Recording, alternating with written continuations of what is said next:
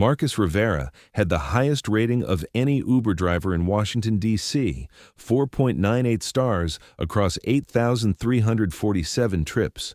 Reviews called him the safest driver in the city, knows every shortcut, and somehow always gets you there faster than GPS says possible.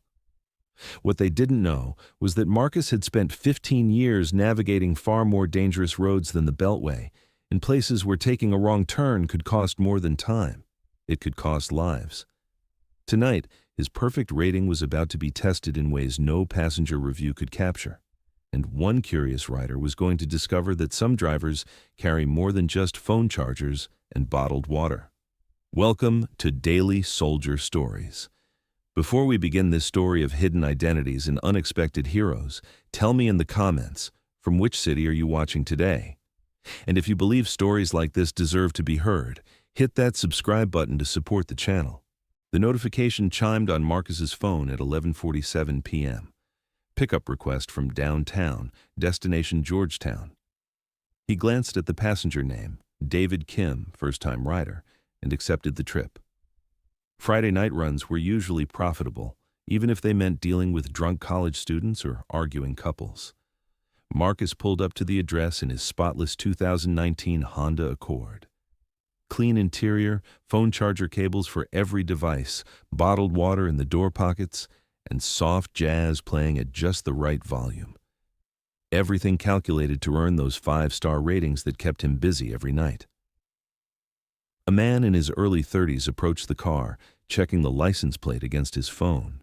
Professional attire, expensive briefcase, the kind of passenger who tipped well and didn't try to change the destination mid-trip. "David?" Marcus asked as the man slid into the back seat. "That's me. Georgetown University area, please." David settled in, immediately pulling out his phone to check messages. Then he paused, looking around the car with the expression of someone pleasantly surprised. "Nice setup," David said, gesturing to the ambient lighting and phone charging station. "You've thought of everything." 8 years driving, you learn what people need, Marcus replied, pulling smoothly into traffic. "Water if you want it, charger cables, and I promise we'll take the fastest route possible." 8 years? That's longer than most drivers stick with it. Marcus caught David's eyes in the rearview mirror. "I like the work. Meet interesting people, see the city, help folks get where they need to go safely." As they drove through downtown, David found himself studying his driver more closely. Marcus looked to be in his mid-40s, fit with the kind of calm composure that suggested he'd seen his share of late-night chaos but never let it rattle him. His hands on the steering wheel were steady, his eyes constantly scanning the mirrors and street ahead with an alertness that seemed almost professional. "You know this city really well," David observed as Marcus took a route that bypassed the usual Friday night traffic snarls. GPS would have taken us straight into that mess on K Street. "Live here long enough, you learn the patterns. Rush hour, construction, events, it all affects the flow. My job is to read the city like a book." "What did you do before driving?" Marcus hesitated for just a fraction of a second, so briefly that most passengers wouldn't have noticed. "Consulting work. Traveled a lot, got tired of airports and hotels." It was a smooth deflection, the kind of vague answer that satisfied curiosity without revealing anything meaningful. But David had spent years as the investigative journalist before transitioning to corporate communications, and he developed an ear for the spaces between words. "What kind of consulting?"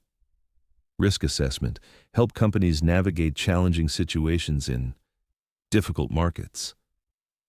David leaned forward slightly. There was something in Marcus's tone that suggested those difficult markets weren't Wall Street or Silicon Valley. International work. Sometimes. Marcus's eyes flicked to the rearview mirror, meeting David's gaze briefly before returning to the road. Mostly in regions where local knowledge was essential for business operations. They were passing through a neighborhood that had seen better decades. Marcus navigated the poorly lit streets with the same confidence he'd shown in the downtown business district, as if he'd driven these roads hundreds of times.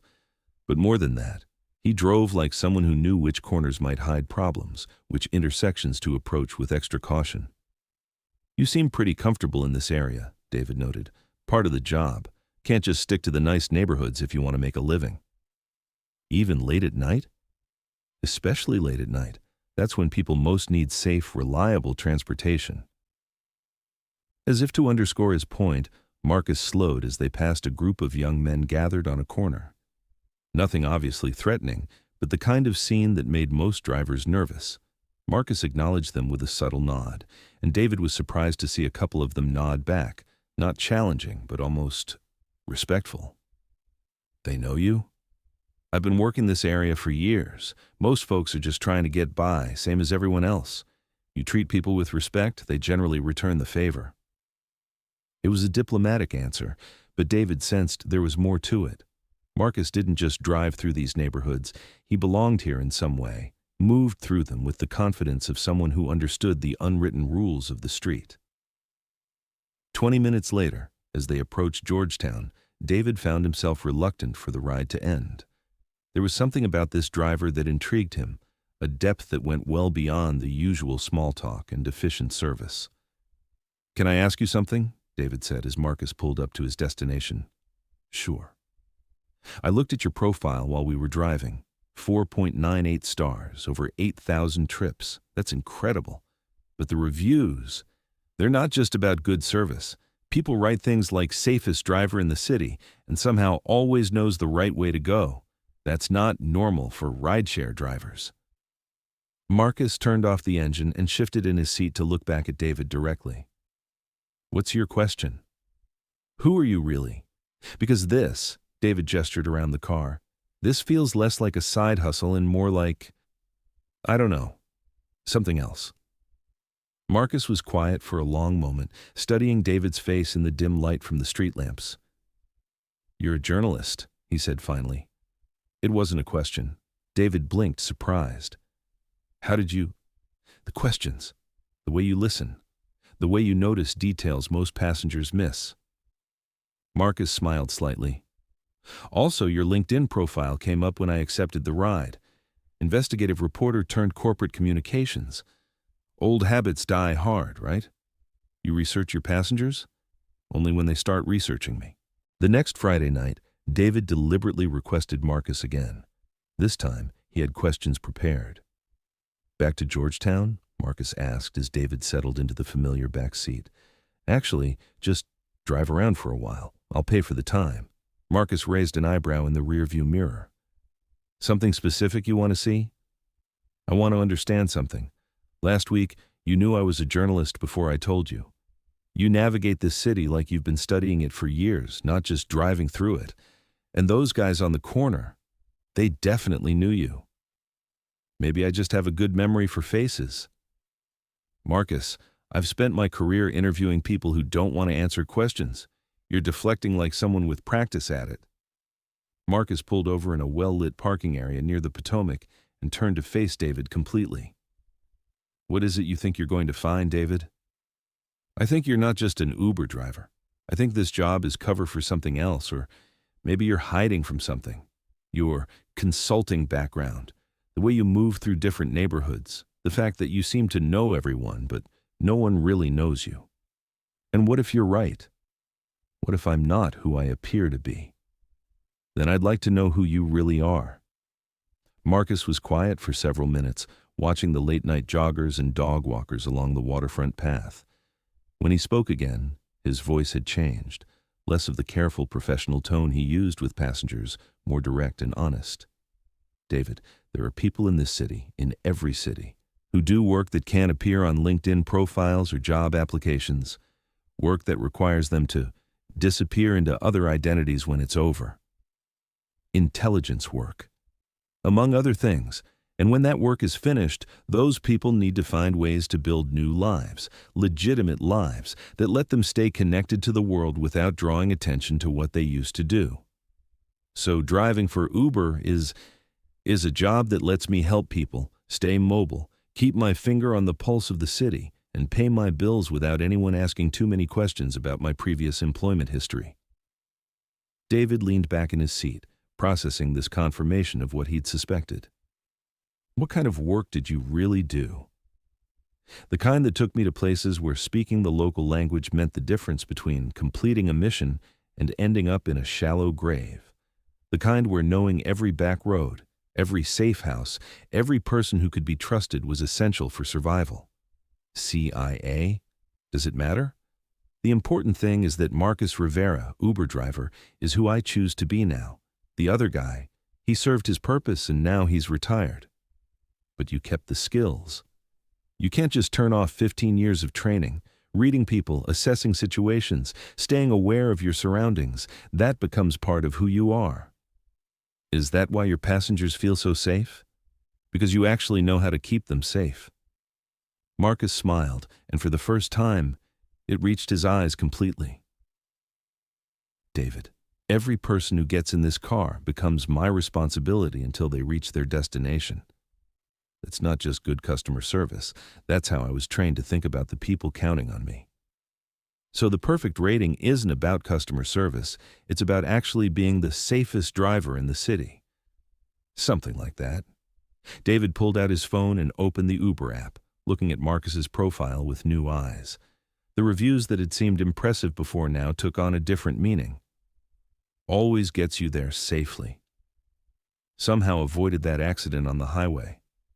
Felt completely secure even in a rough neighborhood. How many of your passengers know? Know what? That their Uber driver is a former intelligence operative who could probably handle any emergency situation that comes up. Until tonight? None of them, and it's going to stay that way. Why are you telling me? Marcus started the engine and pulled back onto the road, heading toward Georgetown. Because you were going to keep digging until you found the truth anyway. And because... He paused, choosing his words carefully. Because it's been 8 years since I've had an honest conversation with anyone about who I used to be. Sometimes the secret gets heavy. The call came in at 2:17 a.m. on a Tuesday. Marcus had been about to head home when the ride request appeared on his phone.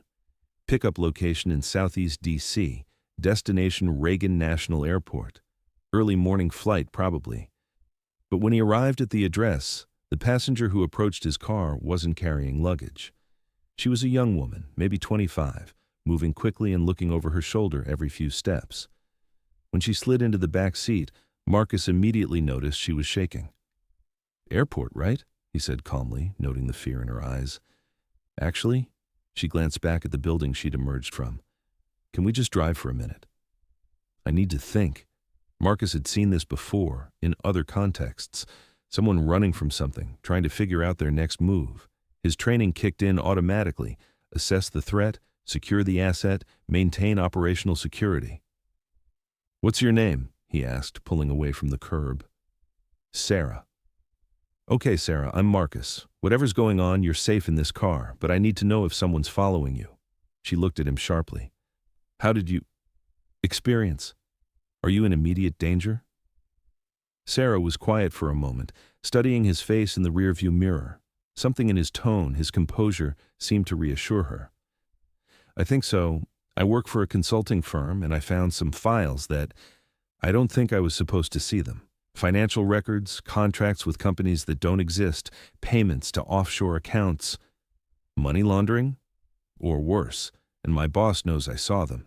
I got a text message tonight telling me to forget what I'd seen and take a paid vacation, effective immediately." Marcus's hands tightened slightly on the steering wheel. "Sarah, I need you to listen to me very carefully. The fact that they offered you a vacation instead of just firing you suggests they're buying time to figure out how to handle this. That could be good or bad." "How do you know this stuff?" "Let's just say I've seen similar situations. Do you have somewhere safe you can go? Family, friends outside the city?" "My sister lives in Philadelphia, but I don't know if I should involve her." "That might be your best option, at least until you can figure out your next steps." They were driving through downtown now, the streets mostly empty except for the occasional taxi or police car. Marcus took a route that would let him check for surveillance, not obvious evasive maneuvers, just the kind of turns and lane changes that would reveal if anyone was following them. "Marcus, can I ask you something?" "Sure. You're not really just an Uber driver, are you?" He met her eyes in the mirror. "Why do you ask?" Because normal drivers don't know how to spot surveillance and they don't talk about securing assets and operational security. Marcus made a decision. Sarah was in real danger, and she deserved to know she was in capable hands. You're right. I'm not just a driver. I used to work for the government in situations where people needed protection and extraction from hostile environments. Like me right now? Like you right now. Sarah leaned forward. So what do we do? First, we get you to Philadelphia safely, but not from here. We'll need to assume they're watching the normal routes. I know some alternative ways to travel that won't show up on credit card records or passenger manifests. You'll help me? Marcus was already mentally planning the route, avoiding highways with cameras, using cash-only transportation, establishing temporary safe houses along the way. It was like muscle memory, procedures he hadn't used in years but that came back instantly when needed. Sarah, right now you're not just my passenger. You're someone who trusted me with their safety. That makes you my responsibility. But this isn't your problem. It is now.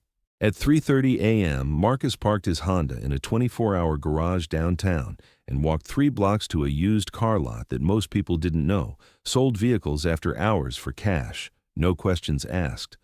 The owner, Jimmy, was someone Marcus had helped out of a tough situation a few years back, the kind of favor that created lasting loyalty.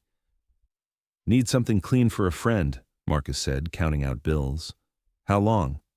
2 days, maybe 3? Take the Camry, keys are in it. 20 minutes later, Marcus picked up Sarah from a coffee shop where she'd been waiting, as instructed, with cash and a bag containing only essential items.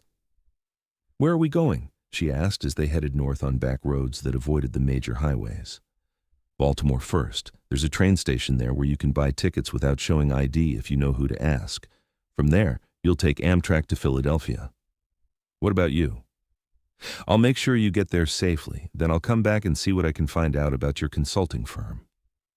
You don't have to do that. Marcus glanced at her in the rearview mirror. Sarah, in my previous job, I learned that when good people stumble onto bad situations, they need someone with the right skills to help them navigate the consequences. You seem like good people. And you have the right skills? I have some relevant experience. They drove in comfortable silence for a while, taking secondary roads through Maryland farmland. Marcus kept checking the mirrors and occasionally taking unexpected turns, but he saw no signs of pursuit. Can I ask what you used to do? Specifically, I was what they call a case officer. I ran operations in foreign countries where American interests were at stake, but where we couldn't be there officially. Like a spy. More like someone who coordinated with local assets, people on the ground who had information or access we needed. My job was to keep them safe while they helped us understand what was really happening in places where the news doesn't always tell the whole story. Dangerous work. Sometimes. But also important work. The intelligence we gathered helped prevent conflicts, saved lives, kept bad situations from becoming worse ones. Why did you stop? Marcus was quiet for several miles before answering.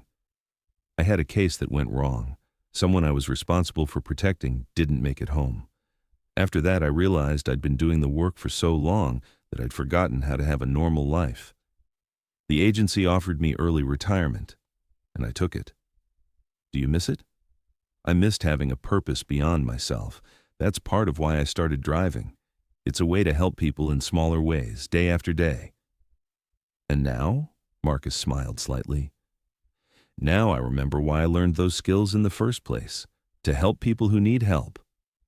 They reached the outskirts of Baltimore as the sun was rising. Marcus pulled into a diner parking lot and turned to face Sarah. Okay, here's what's going to happen. We're going to have breakfast, I'm going to make some calls, and then we're going to get you on a train to Philadelphia. Once you're there, you'll contact a lawyer I know who specializes in whistleblower protection. How do you know a lawyer who? Sarah, in my line of work, you develop a network of people with different kinds of expertise, people you can trust when situations get complicated. And what will you do? I'm going to go back to D.C. and have a conversation with your former boss. Find out exactly what you stumbled onto and whether you're still in danger. That sounds risky. Not as risky as leaving you to handle this alone. Sarah looked at him with something approaching amazement. 12 hours ago, I was just taking an Uber to the airport. Now I'm being protected by a former CIA officer who's about to investigate corporate criminals on my behalf. 12 hours ago, I was just driving people around the city. Funny how life works sometimes. Marcus, why are you doing this? Really? Marcus considered the question seriously. Because for 8 years, I've been Marcus Rivera, Uber driver. Safe, predictable, helpful, but not too involved. But maybe it's time to remember that I used to be someone else too. Someone who knew how to make a difference when it mattered. And this matters. Sarah, you trusted me with your safety when you had nowhere else to turn. That matters more than my perfect Uber rating. 3 days later, Marcus was back in his Honda, parked outside the corporate offices of Meridian Global Consulting. He'd spent the previous evening researching the company through channels that weren't available to most people, and what he'd found confirmed Sarah's suspicions. Meridian was a front for money laundering operations that connected to some very dangerous people. His phone buzzed with a text from Sarah. Safe in Philly. Lawyer says we have a strong case. Any word on the investigation? Marcus typed back. Getting answers today. Stay put until you hear from me. He walked into the building's lobby and took the elevator to the 7th floor, where Meridian maintained a modest office suite that suggested legitimate business operations. The receptionist looked up as he approached. I'm here to see Robert Chen. I don't have an appointment. I'm sorry. Mr. Chen is in meetings all day. If you'd like to schedule, tell him Marcus Rivera is here to discuss Sarah Martinez's employment situation. The receptionist's expression changed slightly, not confusion, but recognition. She'd been expecting this visit. One moment, please. 5 minutes later, Marcus was ushered into a corner office where a man in his 50s sat behind an expensive desk, trying to project calm authority. But Marcus could see the tension in his shoulders, the way his eyes tracked the door, the sweat on his forehead despite the air conditioning. Mr. Rivera, I understand you've been helping our former employee. I've been helping a young woman who stumbled onto something that scared her enough to run. Sarah Martinez was a valued team member who unfortunately became confused about the nature of some routine financial documents. We offered her a generous severance package to avoid any misunderstandings. Marcus sat down without being invited and fixed Chen with the kind of stare he'd once used in much more dangerous rooms. Robert? Can I call you Robert? Here's what's going to happen. You're going to contact whoever you're working with and tell them that Sarah Martinez is under protection. She's not a threat to your operations, but she becomes one if anything happens to her. I don't know what you think you're. Meridian Global Consulting has processed approximately $47 million in suspicious transactions over the past 18 months. Your biggest client is a shell company registered in the Cayman Islands that traces back to a weapons trafficking network I helped dismantle in Eastern Europe 5 years ago. Chen's face went pale. How could you possibly? Because I used to do this for a living, Robert. And unlike you, I was one of the good guys. Marcus leaned forward slightly. So here's the deal. Sarah disappears from your radar completely. She never worked here, you never met her, and if anyone asks, she was never involved with your company in any way. In exchange, I don't share what I know about your financial operations with my former colleagues at Treasury. You can't prove any of this. Marcus smiled and pulled out his phone, scrolling through photos that made Chen's eyes widen. Bank records, client communications, transaction logs, enough to put you and your partners away for a very long time. Unless, of course, we can reach an understanding. What do you want? Nothing. Just leave Sarah alone and consider this a professional courtesy. One businessman to another.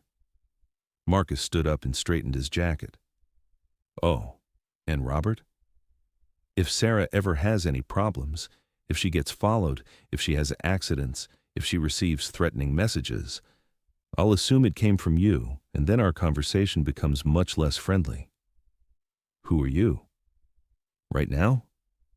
I'm an Uber driver with a 4.98 rating who takes care of his passengers, but I used to be someone with different skills and better resources. The choice of which person you're dealing with is entirely up to you. Marcus walked out of the office, down the elevator, and back to his car. His phone was already ringing as he pulled away from the building. "Sarah, it's Marcus. You can come home. The situation has been resolved." "What happened?" "Let's just say your former boss decided that the consulting business wasn't as profitable as he'd hoped. He's moving into a different line of work." "And I'm safe?" "You're safe, though I'd recommend finding employment with a company that has a more transparent business model." "Marcus, how can I ever thank you?" Marcus looked at his Uber app where new ride requests were already coming in. People who needed to get from one place to another safely, efficiently, with someone they could trust. Just remember that sometimes the person helping you might be more than they appear to be. And maybe, if you see someone else who needs help, you'll remember that everyone deserves to have someone watching out for them. Will I see you again? Probably not. But you have my number if you ever need a ride. A week later, David Kim requested Marcus for another ride. As he settled into the familiar back seat, he noticed something different about his driver. "You seem, I don't know, more relaxed than usual." Marcus met his eyes in the rearview mirror. "I had a good week. Helped someone who needed it." "The consulting work?" "Something like that." "Marcus, can I ask you something?" "Sure." "The other night you said Marcus Rivera, the Uber driver, is who you chose to be. But what if who you used to be is also who you're supposed to be? What if both versions of yourself have value?" Marcus drove in thoughtful silence for several blocks before answering. "David, I spent years thinking I had to choose between being the person who could handle dangerous situations and being someone who could live a peaceful, normal life. This week, I learned that maybe the choice isn't either or. Meaning that Marcus Rivera, Uber driver, is still the safest driver in Washington, D.C., but now his passengers know it's not just because he's good at avoiding traffic." David smiled. "So the 4.98 rating stays?" "The rating stays, but from now on, it might mean something a little different." As they pulled up to David's destination, Marcus turned to face him directly. "David, if you ever find yourself in a situation where you need more than just transportation, I'll call the best-rated driver in the city." Something like that. Marcus watched David walk away, then checked his phone for the next ride request. Pickup downtown, destination unknown. Just another passenger who needed to get somewhere safely. He started the engine and pulled back into traffic, ready for whatever the night might bring. Because Marcus Rivera wasn't just an Uber driver anymore. He was exactly who he was supposed to be. This story was brought to you by Daily Soldier Stories. Have you ever wondered about the real story behind someone providing you service? The Uber driver, the waiter, the person at the desk? Sometimes heroes hide in plain sight, helping us in ways we never realize. Tell us about a service worker who went above and beyond for you in the comments. And if you think stories like this need to be heard, subscribe to support the channel. We'll see you in the next one.